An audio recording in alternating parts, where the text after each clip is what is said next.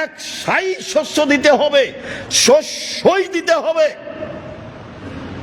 মানুষ মূল্য দিলে গুনাহগার হবে। সারা পৃথিবীর মানুষ যদি টাকার ফেতরা দেয়, সারা পৃথিবীর মানুষের কারো ফেতরা আদায় হবে না, এটাই চূড়ান্ত। সারা দুনিয়া যে দিচ্ছে, সারা দুনিয়া দেখ না, আরো কেউ দেখ না। যদি টাকা দিয়ে ফেতরা দেওয়া প্রমাণ করতে হয়, আবার মোহাম্মদ সাল্লাল্লাহু আলাইহি ওয়াসাল্লামকে আসতে হবে, এসে বলতে হবে যে তোমরা টাকা দিয়ে ফেতরা দাও। ওই সময়ে টাকা ছিল, ওই সময়ে মুদ্রা ছিল, স্বর্ণের মুদ্রা দিয়ে হাট বাজার হতো, রূপার মুদ্রা দিয়ে হাট বাজার হতো, কিন্তু তিনি মুদ্রার কথা উল্লেখ করেননি। আব্দুর রাজ্জাক সাহেব, চাউল যে কেউ নেয় না, ফেলে দেন। ফেতরা শস্য দিয়েই দিতে হবে, খাদ্যমূলক গুরুত্বপূর্ণ জিনিস দিতে হবে, তা চাউল হয় উত্তম হবে। পরিমাণ 2.5 কেজি, 3.25 সের। আগে থেকে যে হিসাব ছিল সেটাই ঠিক আছে। ফারাজা রাসূলুল্লাহ সাল্লাল্লাহু আলাইহি সাল্লাম যাকাত আল ফিতরে সাআন মিন তামারিন আও সাআন মিন সাইরিন, 1 সা খেজুর অথবা 1 সা গম ফরজ করেছেন ফেতরার যাকাত, যাকাতুল ফিতর, ফেতরার যাকাত।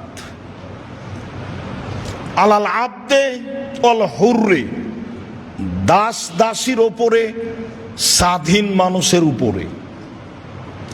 দাস দাসীর ওপরে, স্বাধীন পুরুষ নারীর উপরে। আলা যাকারে অল উনসা, স্বাধীন পুরুষ স্বাধীন নারীর উপরে। অসাগিরে অল কাবিরে, ছোটর উপরে বড়র উপরে। মিনাল মুসলিমিনা, যারা মুসলিম। যার কারণেই বিদ্বানগণ বলতে চেয়েছেন যে ছোট মানে কত ছোট? ছোট মানে ঈদের মাঠে যাওয়ার পূর্বে যার জন্ম সেও একটা হলো এইটা, আর আরেকটা হলো যেহেতু সূর্য ডুবে গেলে রমজান শেষ হয়ে গেছে, অতএব সূর্য ডুবা পর্যন্ত যার জন্ম তার ফেতরা দিতে হবে। 1 সা 2.5 কেজি, 1 সা 2.5 কেজি।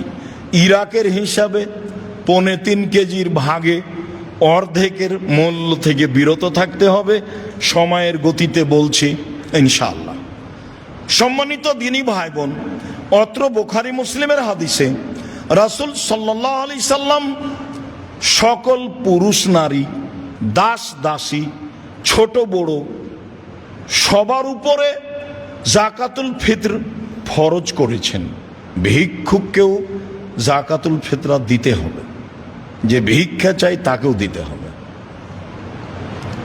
আর কারণ এটাই, আব্দুল্লাহ ইবনে আব্বাস রাদিয়াল্লাহু তাআলা আনহু বলেন, ফারাজা রাসূলুল্লাহ সাল্লাল্লাহু আলাইহি ওয়াসাল্লাম যাকাত আল ফিতরে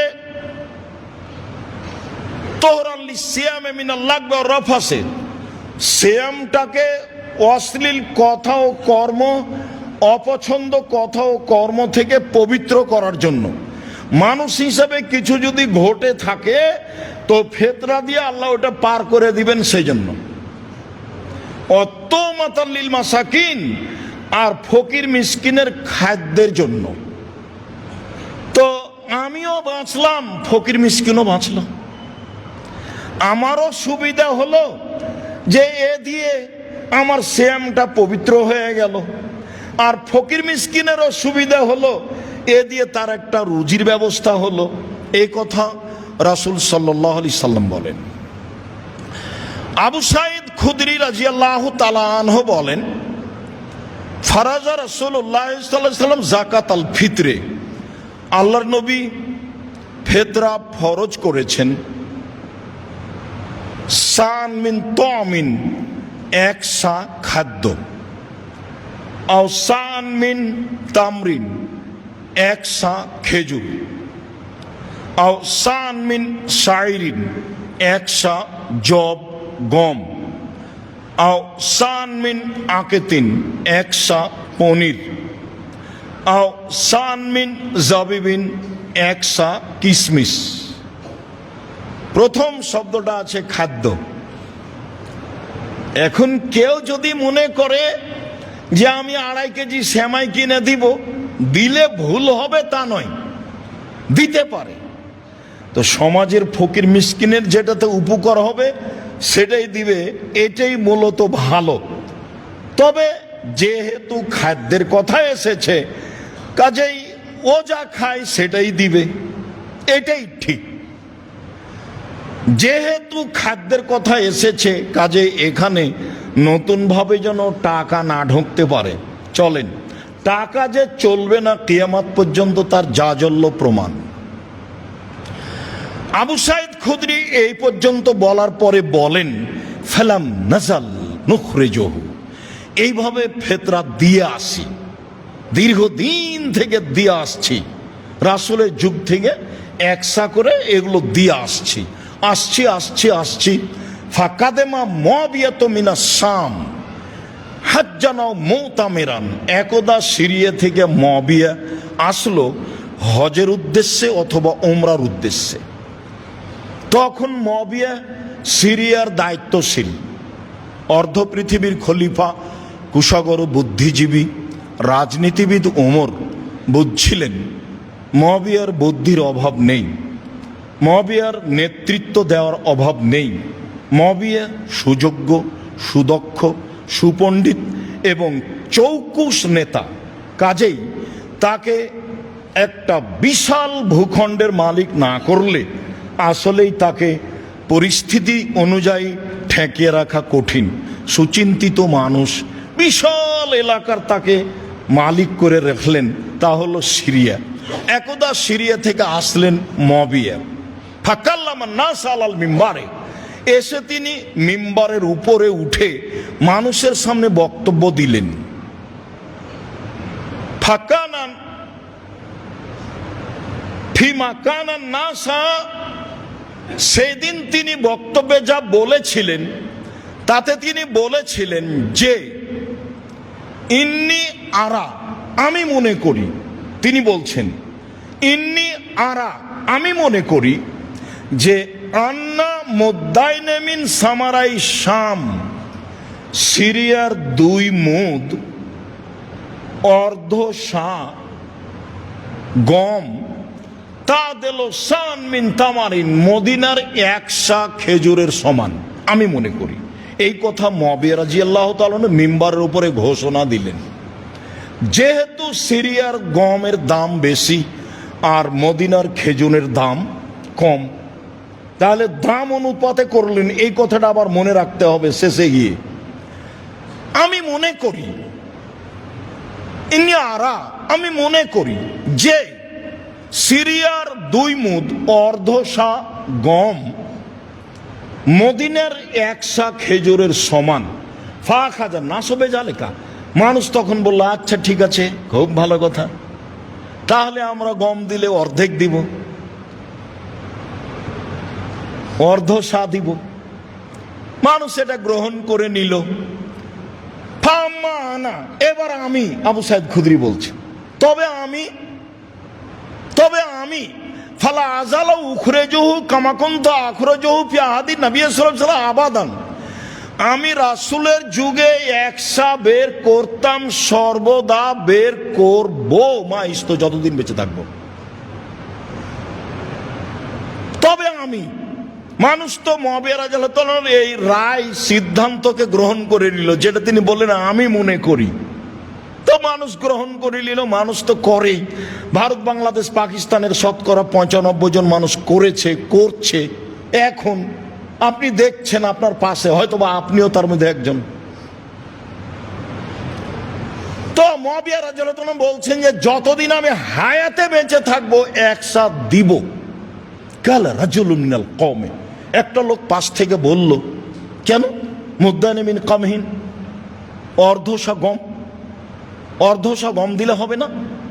তখন তিনি বলছেন লা কিমাত মুআবিয়া, আরে এইটা তো মুআবিয়ার মূল্য হিসাব, লাখ ভালো হওয়া আমল বেহা, না আমি কখনো মানব, না আমি কখনো আমল করব।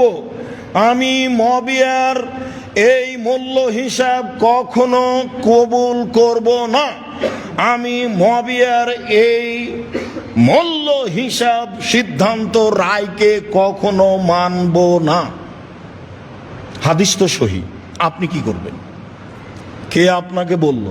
সারা পৃথিবীর মানুষ মেনে নিলে আপনি মেনে নেবেন?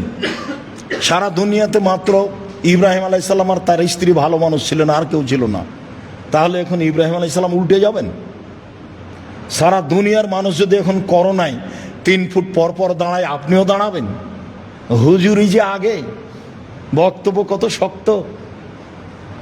কাবা ঘরে 3 ফুট আছে, কাবা ঘরের চেয়ে আরো যদি কোনো জায়গা ভিন্ন থাকতো সেখানে 3 ফুট থাকলে হবে না? 3 ফুট পর পর দাঁড়ানোর সিদ্ধান্ত পেশ করতে হলে আবার কাকে আসতে হবে? মোহাম্মদ সাল্লাল্লাহু আলাইহি সাল্লামকে।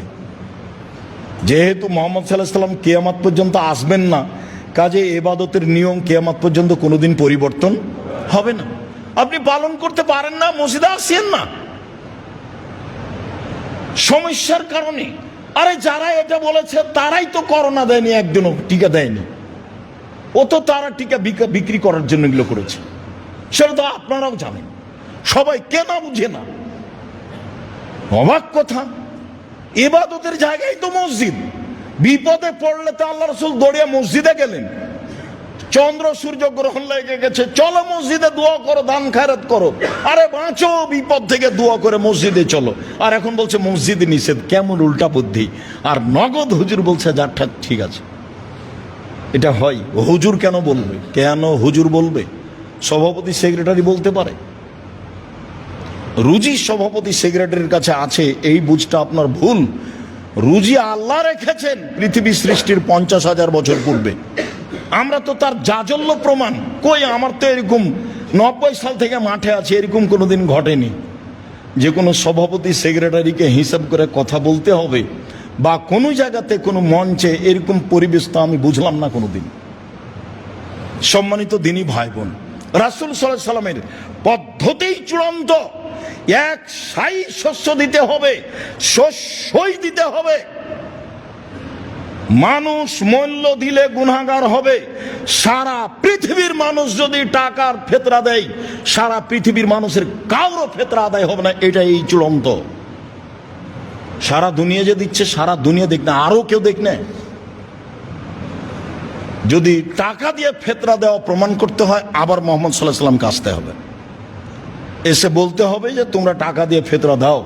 ওই সময়ে টাকা ছিল, ওই সময়ে মুদ্রা ছিল। স্বর্ণের মুদ্রা দিয়ে হাট বাজার হতো, রূপার মুদ্রা দিয়ে হাট বাজার হতো, কিন্তু তিনি মুদ্রার কথা উল্লেখ করেননি। আব্দুর রাজ্জাক সাহেব, চাউল যে কেউ নেয় না, ফেলে দেন। কেউ যদি না নেয় তো জামিয়ে পাঠিয়ে দিন। এখন আপনার পথ কি? যদি কোনো পথই না পান তো একটা কিছু করবেন। কিছুই যদি না পান তো বাড়িতে রাখা হবে না, ফেলে দেন।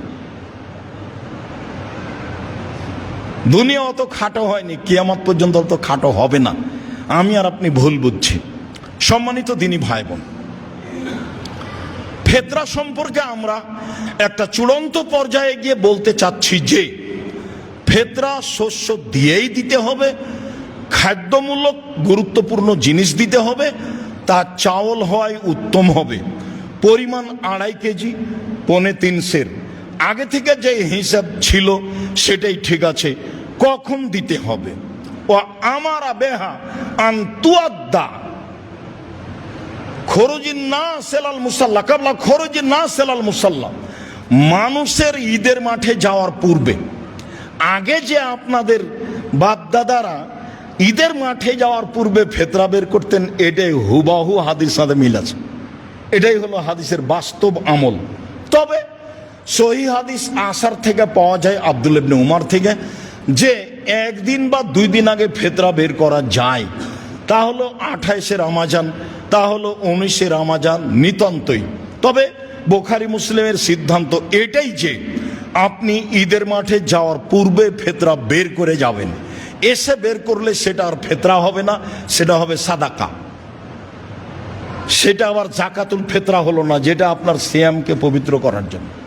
পূর্বেই করতে হবে, শস্য দিয়েই করতে হবে। নিতান্তই আগে চাইলে 1 দিন 2 দিন আগে। 15 রমাজান থেকে ফেতরা বের করার তো প্রশ্নই আসে না। মসজিদ ভর্তি হয়ে গেছে ঢাকায়, দেখেন। 15 রমাজান থেকে ধর্ম নিজের মতো, ধর্ম নিজের মতো। হাজি ক্যাম্পে উঠেছি, তো এখন বলছে লাব্বাইক আল্লাহুম্মা লাব্বাইক। শেষ হলো, তো আমি বলছি ভাইজান এখানে বলাচ্ছেন কেন? ও তো যখন এহরাম বাঁধবে, এলাম লামে যখন বিমান পৌঁছিবে, জিদ্দায় নামার পূর্বে তখন বলবে। তখন বলছে যে বাড়ি থেকে বললেও হবে। এখন কি উত্তর দিবেন বলেন? তো ধর্ম তো তাদের নিজের ব্যাপার। আল্লাহ রসুল বললেন এলাম লামে ভারত, বাংলাদেশ, পাকিস্তান এমানবাসীদের জন্য, আর উনি বলছেন বাড়ি থেকে। তাহলে করার কি আছে? তাহলে প্রথম রমজান থেকে ফিতরা বের করতে পারবে, তাহলে যেদিন ইচ্ছে সেদিনই করবে। রাসূল সাল্লাল্লাহু আলাইহি সাল্লাম ঈদের মাঠে যাওয়ার পূর্বে ফিতরা বের করতে বলেছেন শস্য দিয়ে। এইটাই হিসাব। সেই দিন সূর্য ডুবা পর্যন্ত যেসব ছেলে মেয়ে জন্ম নেবে তার ফিতরা দিতে হবে, ভিক্ষুককেও ফিতরা দিতে হবে। এ কথাই ঠিক। বন্টন ঈদের মাঠে যাওয়ার আগে যদি সহজ হয় করেন, যদি পরে সহজ হয় করেন। বন্টন পরিস্থিতি অনুযায়ী করবেন, এটাই ঠিক। ঈদের দিনের একটু তাকবীর বলে বাকি অংশটুকু ঈদের দিনের সকালের জন্য রেখে দিচ্ছি। সেদিন সময় আল্লাহ অনুকূলে করলে আবারও হবে আপনার সাথে কথা ইনশাআল্লাহ।